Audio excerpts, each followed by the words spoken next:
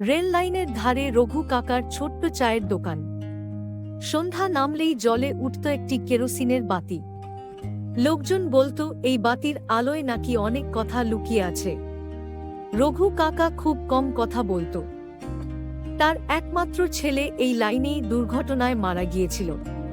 সেই রাতেও এই বাতিটাই জ্বলছিল।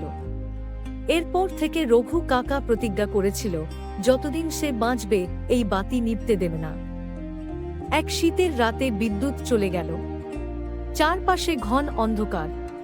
ঠিক তখনই এক তরুণ এসে দাঁড়াল দোকানের সামনে। সে বলল, কাকা, একটু আলো পেলে ভালো হতো। রঘু কাকা বাতির শিখাটা বড় করে দিল। আলোয় তরুণের চোখে ভয় আর ক্লান্তি স্পষ্ট। যাওয়ার সময় ছেলেটা বলল, এই আলোটা না পেলে আজ হয়তো ভুল পথে চলে যেতাম। রঘু কাকা প্রথমবারের মতো হাসল। সেই রাতের পর থেকে মানুষ বুঝতে শুরু করল, এই বাতিটা শুধু আলো নয়, এটা ভরসা।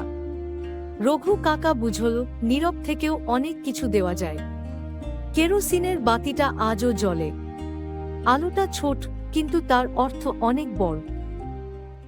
রেল লাইনের ধারে রঘু কাকার ছোট্ট চায়ের দোকান।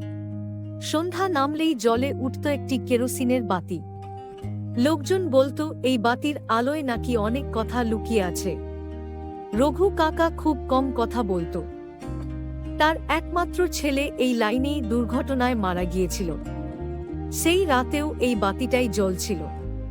এরপর থেকে রঘু কাকা প্রতিজ্ঞা করেছিল, যতদিন সে বাঁচবে এই বাতি নিভতে দেবে না।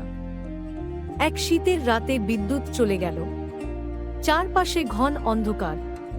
ঠিক তখনই এক তরুণ এসে দাঁড়াল দোকানের সামনে। সে বলল, কাকা, একটু আলো পেলে ভালো হতো। রঘু কাকা বাতির শিখাটা বড় করে দিল।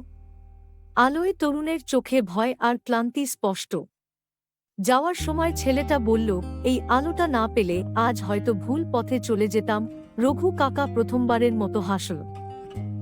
সেই রাতের পর থেকে মানুষ বুঝতে শুরু করল, এই বাতিটা শুধু আলো নয়, এটা ভরসা। রঘু কাকা বুঝল, নীরব থেকেও অনেক কিছু দেওয়া যায়। কেরোসিনের বাতিটা আজও জ্বলে। আলোটা ছোট, কিন্তু তার অর্থ অনেক বড়।